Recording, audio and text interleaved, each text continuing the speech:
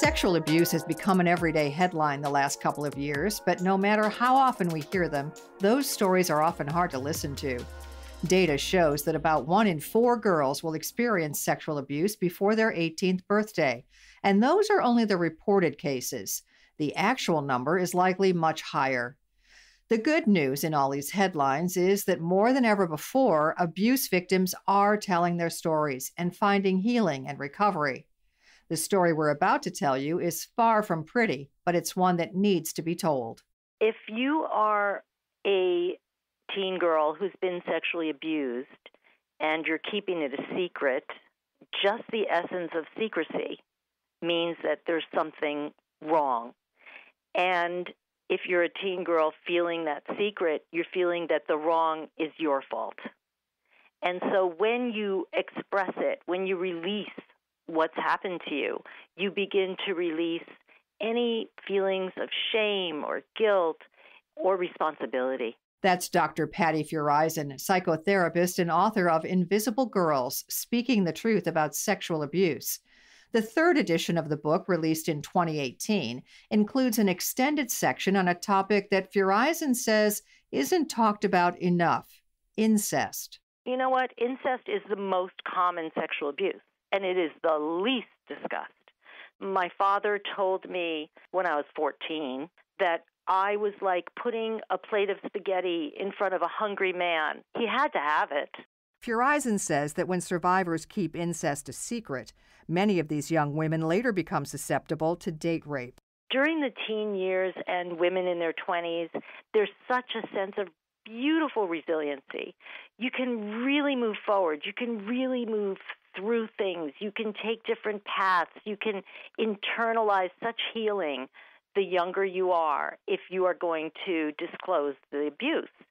So what happens if you don't disclose it and move out of their homes and go to college are very susceptible to date rape. They've not processed things. They still feel responsible. Sometimes they still feel that's their only worth. And as we know, campus date rape is rampant. But at the same time, going off to college and getting away from an abuser at home can be the best thing to happen for many of these young women. That's when a lot of my girls come to me, when they've gotten out of their homes, a lot of incest survivors, and they're in college, and they feel the safety to reach out for therapy. And a lot of my girls come to me at that age or write to me from different parts of the country for some help. And it's great because then they start to release it.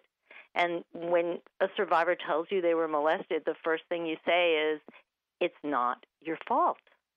And you'll just see the shoulders go down, the tears start to come, and it's amazing. These girls feel so responsible for something that is 100% not their fault.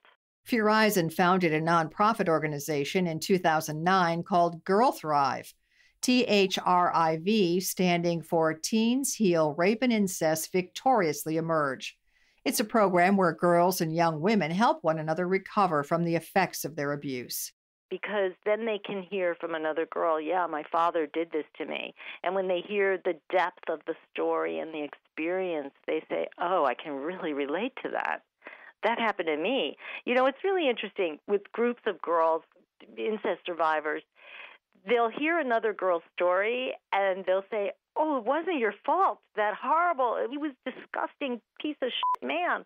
The girl will say, oh, well, I think it wasn't your fault. But when they start to internalize by hearing from other girls that they can feel such sympathy for, they really begin to believe it wasn't their fault, which is key to all sexual abuse. You never ask to be sexually abused. Girl Thrive offers what Feuereisen calls thriverships, financial gifts to help survivors pursue their dreams. A girl writes to me from Minnesota and says, I just went to court today. I was raped on campus, and actually, I really want to take kickboxing. I don't have the funds. And then we send her funds to take kickboxing. Another girl from Texas writes, I just put my stepfather in jail. He was molesting me. My mother is on my side, and I really want art classes. I'm 16 years old. And Girl Thrive funds art classes. We say we honor you for what you have survived and we want you to thrive. Feuereisen says our society has a long way to go in teaching young girls to respect their bodies and their sexuality. We want girls to love their bodies, to feel sensuous, to embrace the puberty and moving on through adolescence and young womanhood. But they have to be able to own it. And we do not bring up girls telling them, you own this. This is your power. This is your beauty. This is your body. This is not for anybody else. It's for you. And if you choose to share it, if you choose to combine love with being sexual, that's up to you. And women in numbers, there's nothing more powerful than the sisterhood of girls and women in numbers.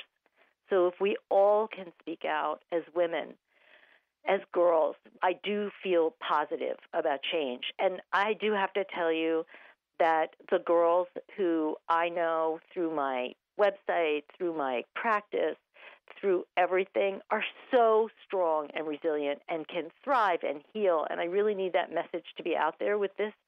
They heal, they grow, they thrive. They're amazing. Feuereisen's book, Invisible Girls, Speaking the Truth About Sexual Abuse, is available at your local bookstore. You can find more information about Dr. Patti Feuereisen and all of our guests on our website, radiohealthjournal.org. For more behind the scenes, search Radio Health Journal on Facebook, Twitter, and Instagram. This segment originally aired January 2019 and was written and produced by Polly Hansen. Our lead producer is Kristen Farah, and our production manager is Jason Dickey. I'm Nancy Benson.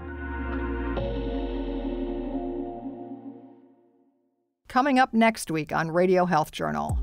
We are addressing the needs of people who can't get service from the larger healthcare system. How safety net hospitals provide care without needing to rely on insurance companies or a fee-for-service system. Then we see natural flavors in many food products, but what are they? There may not be that much of a difference between the artificial and the natural flavor in terms of the chemical composition of what's being added to the product. All that and more on Radio Health Journal. I'm Elizabeth Westfield, host of Radio Health Journal. If you enjoy listening to Radio Health Journal, you'll also like our sister show, Viewpoints, which covers a wide array of topics from education to history to the environment. Here's a preview of what they're covering this week on Viewpoints. My genetics showed a very high sort of association with violence, aggression, and low interpersonal empathy. And those two biological markers then set me on a quest. Better understanding of what it means to be a psychopath. Then, America's first subway was really built to get streetcars off the streets of downtown Boston. We look at Boston this week, the birthplace of mass transit in America. I'm Marty Peterson. And I'm Gary Price. These stories in depth this week on your public affairs magazine, Viewpoints. Listen to Viewpoints on your favorite radio station, iTunes, and Stitcher. And that's Radio Health Journal for this week. Follow us on Twitter, Facebook, and Instagram to learn more. And check Apple Podcasts, Google Play, and Spotify for a library of past programs. Plus, you'll always find previous segments and information about our guests at radiohealthjournal.org. Join us again next week for another edition of Radio Health Journal.